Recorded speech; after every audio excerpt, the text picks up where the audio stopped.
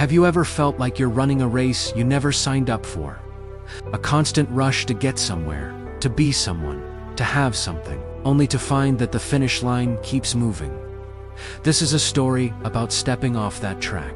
It's about a woman who stopped searching, not because she gave up, but because she found something more valuable than anything the world was telling her to chase. Imagine a beautiful young woman, the kind you might see in a magazine, with long, flowing blonde hair, the kind of woman you would assume has it all figured out. But she never planned to end up alone. It was not a conscious choice, not some dramatic vow made after a heartbreak, or a rebellious statement against the world. It just happened, the way a quiet room slowly fills with the morning light. Her story started in childhood, where she learned the language of instability long before she ever understood the feeling of safety. The day her parents separated wasn't just a crack in her family. It was a crack in her own foundation. The ground beneath her feet did not break. She began carrying this invisible weight, a heaviness in her chest, a strange, persistent ache in her stomach, more like a fear and anxiety. Her shoulders were always tense, braced for the next impact. At that time, people knowing her, they would look at her and say, "She is so strong for her age." But she knew the truth. She wasn't being strong, she was just surviving. And survival is a full-time job. The years blurred into one another, and she was thrown into the world very unprepared. The world was cruel, having no patience and understanding for inner world. It was all about speed, distraction, consumption. A relentless cycle of work, to buy and repeat. People hurried through their days, collecting possessions instead of wisdom, seeking temporary comfort instead of lasting values. They filled their homes with things, but their spirits remained empty. It was a race to accumulate, to post, to be seen. But she felt like a spectator watching a game she did not want to play. She was very different. Something in her knew there had to be something more in life. This persistent feeling led her to a path of self-discovery. She got acquainted with psychology.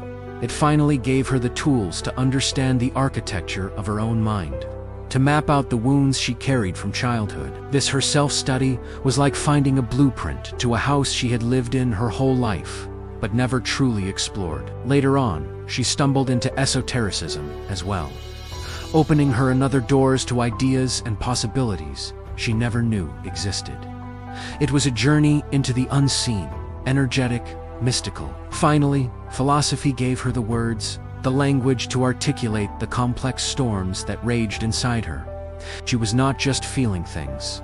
She could now name them, understand them, sit with them, and perceive them slowly. But certainly, and understandably, she didn't just wake up one morning and decide, that's it. I'm choosing to be alone. It was far more subtle than that. Solitude arrived quietly, not as an intruder, but as a soft, honest companion. She first noticed its presence the day she realized she no longer craved validation from others, that old familiar pang of needing someone to approve of her choices or her appearance.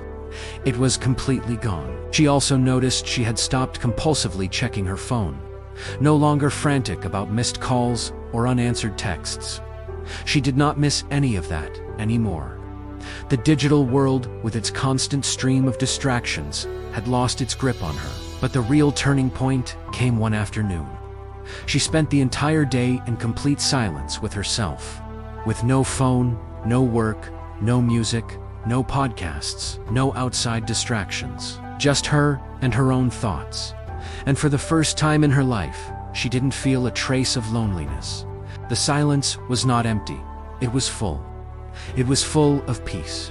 Of course, the people around her didn't get it. Friends and family, with the best of intentions, would offer the same tired advice. You just haven't met the right person yet, they'd say.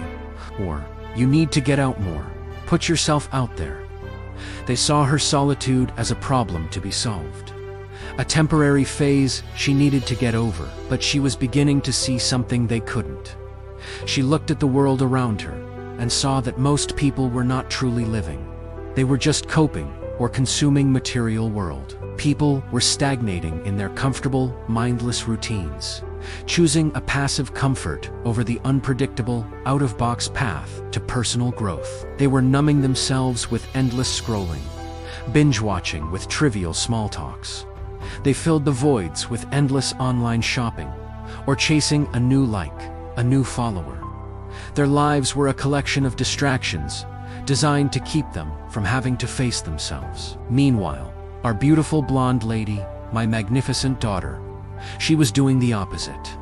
She was turning inward completely and absolutely. She was growing her new luminous emotional roots, deep and strong into her inner world of wisdom. She was not rejecting relationships out of bitterness or fear.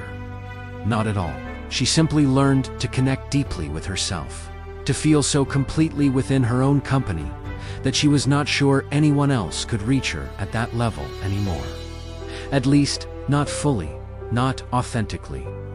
The idea of a superficial connection felt more lonely than being alone, and solitude was not her escape. It was her evolution. In this evolution, she uncovered a quiet, profound truth that most people ignore in their frantic rush to buy, to achieve, to prove, and to perform. And that truth is this: being alone is not the same as being incomplete. For her, it was the first time she had ever felt whole and complete. Her life no longer depended on being understood or validated by others. It only depended on being aware and present in her own experience. She was not lonely, she was not broken, and she certainly was not waiting for someone to come and fill the silence in her life. The silence was already full. It was full of presence. It was full of truth. And most importantly, it was full of the woman she had fought so hard to become and to find herself. This kind of inner peace, this self-possession, is the rarest and most profound form of freedom and values. It is the freedom and being, without needing to become anything for anyone else. It is the freedom that comes not from adding more, but from letting go of everything that is not you. If this extraordinary story resonated with you, I'd love to read your thoughts in the comments about finding meaning in the modern world. You have been watching my lovely daughter's true story. She is fulfilling her life with inner wisdom, peace, happiness, and love. Thank you for watching. See you next time.